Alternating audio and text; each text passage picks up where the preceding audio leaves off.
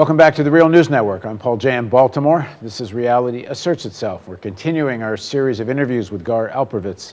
He wrote a PhD thesis and then a book that led to a whole reopening of the debate or discussion about just why America dropped the nuclear bomb that ended the war with Japan in World War II. And we're going to do one segment on the basic outline of that thesis and a little bit more about how that affected his thinking. So thanks for joining us again, Gar. Thanks for having me. And one more time, Gar is the Lionel R. Bauman Professor of Political Economy at the University of Maryland and the co-founder of the Democracy Collaborative. So let's jump to the chase about the bomb. Your basic thesis was that Japan had already essentially was ready to negotiate its surrender, and the bomb was not necessary to end the war. The contrary narrative is the bomb saved thousands of American lives, and this is war, and this is what you do in war in order to save your soldiers. Yes, I mean, I think it's very clear now that the atomic bomb was totally unnecessary.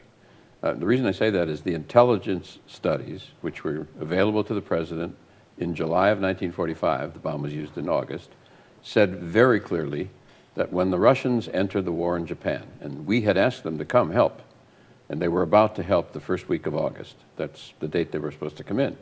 When that happens, this will precipitate a collapse and a crisis in Japan. They're already trying to get out of the war.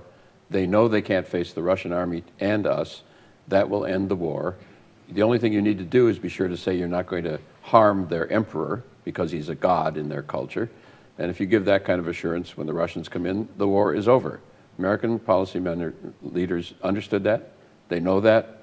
Every historian who studied it knows these documents are now available. So they had it available. And more important than that, the invasion, which might have cost 25,000 lives, 30,000, that's the estimates. It was later exaggerated to 1 million, couldn't take place for another 3 months because of the weather and because of getting troops. So it was easy to test whether or not the intelligence was correct. The Russians were coming in, and we knew they were going to, everyone said it, the war was going to end. That was the top military understanding. And they used the bomb anyway. So I think that's it. The story is pretty clear now. Most historians know the bomb was unnecessary. There's a big debate about why it was used. Well, that was my next question. So if it's to make a political point, what's the point? Well, the documents are less clear about this. But what it looks to be, there are many, many documents that say, look, this is going to give me a hammer on those boys, meaning the Russians. That's the president talking. Another one says, this is the master... This is Truman. Truman. His Secretary of War says, this is the MasterCard of diplomacy against the Russians, the atomic bomb. There are many, many documents that strongly suggest, particularly the Secretary of State, James Burns, understood that the bomb was more a diplomatic tool than a military tool. The chief of staff of the U.S. Army and the combined chiefs, General Marshall, said this is not a military decision. It has nothing to do with the military. It's maybe a diplomatic, political, other kind of decision, but it's not a military decision. So, interestingly, the military, I mentioned this, I think, in our last discussion, virtually all the major American military leaders went public after the war, saying the atomic bomb was totally unnecessary. Some called it barbaric. The president's chief of staff went public. Can you imagine the chief of staff saying, and he was a good friend of the president, said, this is barbarism. I wasn't taught to kill children and women. So that's very clear. The strongest evidence is, and you can't prove this with the available documents, that it was mainly aimed at the Russians because they want to use it as political pressure and political weapon, both in Eastern Europe and in Asia, where the Cold War really was starting. And even though the Americans had been asking the Russians to get involved in Japan for a long time, it must have not been something they wanted, the Russians win the war with Japan. That would not be a headline they would like to see. Right. And indeed, they wanted them in because the bomb was a theory until it was tested. Might not work. Who knew? And how well would it work? So they were begging the Russians to come in. Then the instant it worked, they went ahead and used it.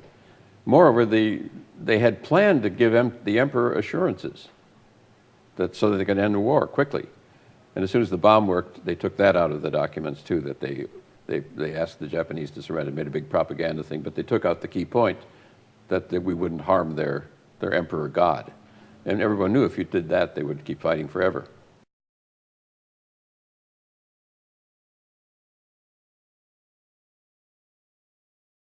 It's the beginning of it all. Now, the thing that I think is important to understand, because these people were ordinary human beings, the president, his secretary of state. They were not evil guys. They were caught up in an ideology that somehow, if we followed American strategy, we could save the world from another war, and the Russians are, they believed, communist devils. So they were operating out of a framework of ideology that dominated their thinking, to the extent that 300,000 civilians were burned unnecessarily, killed. So, but it's a mistake to see them just as bad guys. Much more important is how does American corporate capitalism develop that ideology, and what does it really take to reach much deeper than good guys and bad guys? There's a great deal of detail one can get into on this, but as I say, we're going to get into kind of other themes in the rest of the interview. But one part of this I think is important, because you can see it show up again and again in other examples. Your book established things fairly definitively, and since there have been other books that have established and reinforced your findings, there have been other research. As you say, I think most historians have studied this, have come to the same conclusion, that the bomb wasn't necessary to end the war. The mass media narrative, the educational narrative, is the exact opposite. Mm-hmm. Any article that talks about this talks about the bomb saved American lives and such and such. Your entire critique is as if it never happened in most mass media. Mass media is true.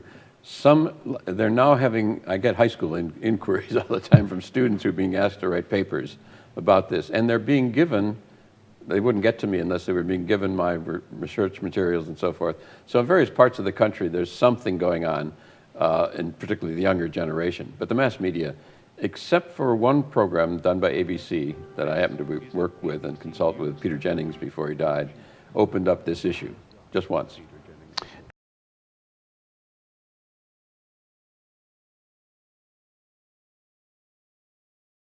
It goes further, and this what really caught me up.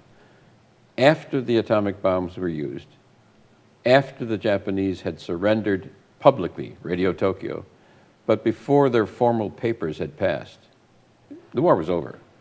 The United States the president ordered the largest bombing raid in world history, 1,400 bombers. Did more damage than probably Hiroshima. But the sense that people would actually do that, I remember putting that on my mirror when I shaved it, and I just couldn't believe it either.